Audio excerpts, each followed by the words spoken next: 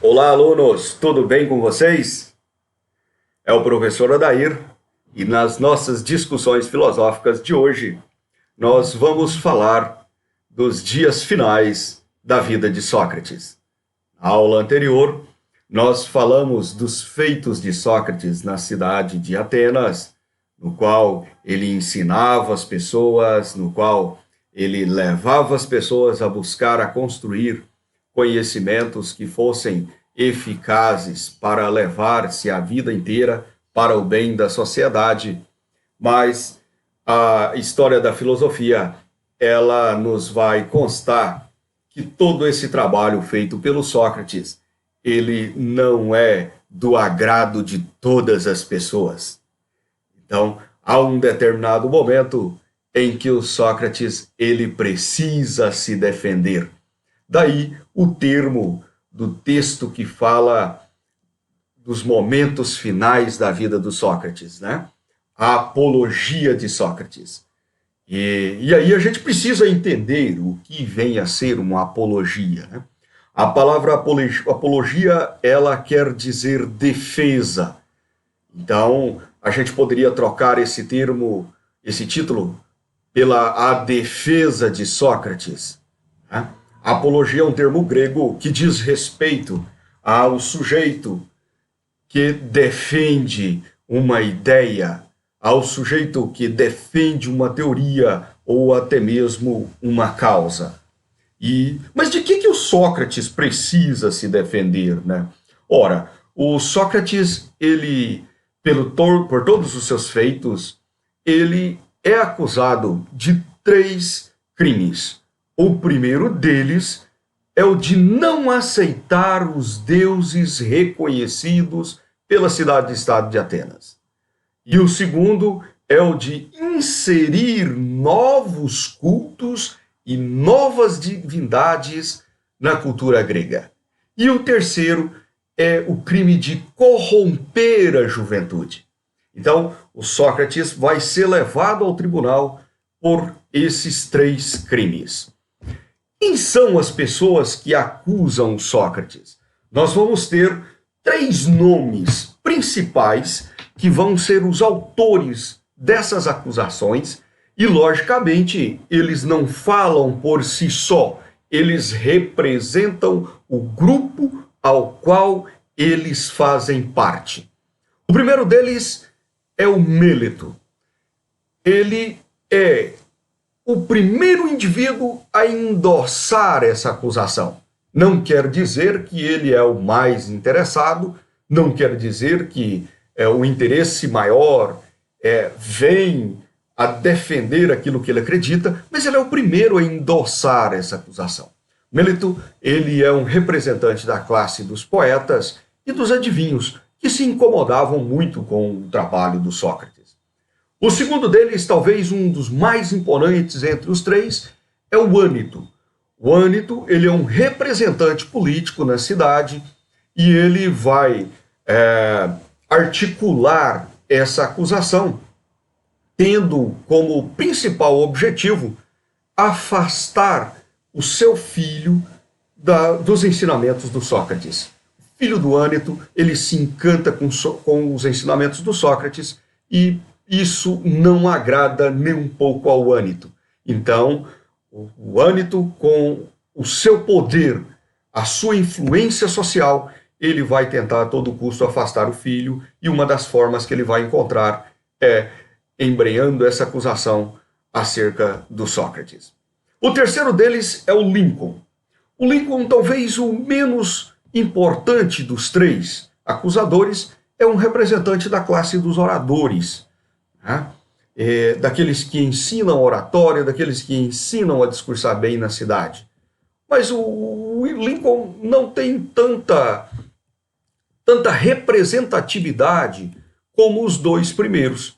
Então o Sócrates, ele é levado ao tribunal, e uma das primeiras questões que ele alega ao entrar ao tribunal é que ele não tem uma linguagem típica dos tribunais de júri, porque ele já está aos 70 anos de idade e alerta os juízes que é a primeira vez que ele adentra um tribunal em toda a sua vida.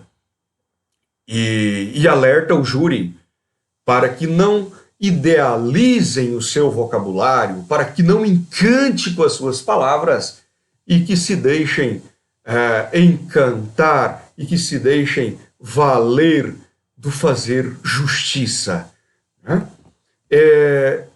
Sócrates ele inicia afirmando na sua defesa que ele não é um sofista, que ele está ali para defender a verdade e que isso é um ato totalmente diferente dos seus acusadores que tentam ludibriar, que tentam mentir, que falsamente o acusam. Diz não ter nenhuma responsabilidade acerca do comportamento da juventude ao qual ele era acusado. Porque, segundo ele ensinava, mas a responsabilidade pelo próprio comportamento é do indivíduo e não dele. O indivíduo acata ou não os seus ensinamentos. E daí ele vai afirmar que todos os ensinamentos que ele tem dado à juventude, ao povo da cidade em geral, não é uma dimensão de corrupção. Ou seja, ele não ensina ninguém a corromper, mas ele prepara as pessoas para ser os futuros cidadãos da cidade. E, nesse sentido, ele é digno de mérito e não de julgamento. Mesmo com toda o seu discurso eloquente, o Sócrates ele é condenado por uma margem considerável de votos. Isso o leva a crer que existe, de certa forma, um complô para condená-lo. Os votos eles não foram aleatórios. Né? Ele já adentra ao tribunal tendo a sua condenação já, de certa forma, determinada. E nesse sentido, a pena proposta é a morte, mas a ele é dado uma prerrogativa de propor uma pena alternativa. E na proposição dessa pena alternativa, ele vai argumentar que o indivíduo que só fez bem à cidade a vida inteira, que só ajudou no crescimento cultural da cidade, é o indivíduo que merece, tanto ele quanto a sua família, ser alimentado, receber refeições gratuitas para o resto da sua vida.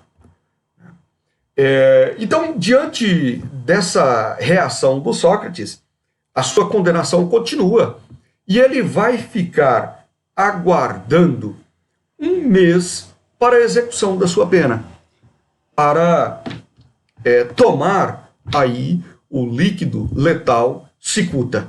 Né? Por que ele vai ficar um mês aguardando? Um navio sagrado havia ido até Delos, uma outra cidade sagrada. E enquanto esse navio estava fora da cidade, não se poderia executar ninguém. Então, o Sócrates ele vai ter que esperar um mês pela sua execução. E, nesse tempo, ele vai se dedicar aos seus discípulos, a discursar sobre a vida e assim por diante. Logicamente que parte dos seus discípulos, eles vão tentar embrenhar a sua fuga, né? Planejar uma fuga, porque o Sócrates ele é condenado sobre leis que são demasiadamente injustas, por homens que são injustos. Mas o Sócrates ele argumenta ao contrário. Ele argumenta que ele precisa ser penalizado, uma vez que ele aceita a viver numa cidade injusta, ele está sob o júdice das leis injustas e dos homens injustos. Ele alerta aos seus discípulos e se nega a ser vestidos com trajes nobres após a morte, porque ele sempre foi um homem simples. E então, ele haveria de terminar os seus dias de forma simples. E passa os últimos momentos da sua vida a discursar sobre a imortalidade da alma, sobre a necessidade de morrer, mas permanecer eternamente vivo Eu acho que o Sócrates fez isso, né? Porque já passam milênios da sua morte e a presença dele, o discurso dele, continua vivo entre nós, principalmente quando a gente vai falar sobre os elementos de ética e de moral. Ok? Obrigado por hoje e até a próxima.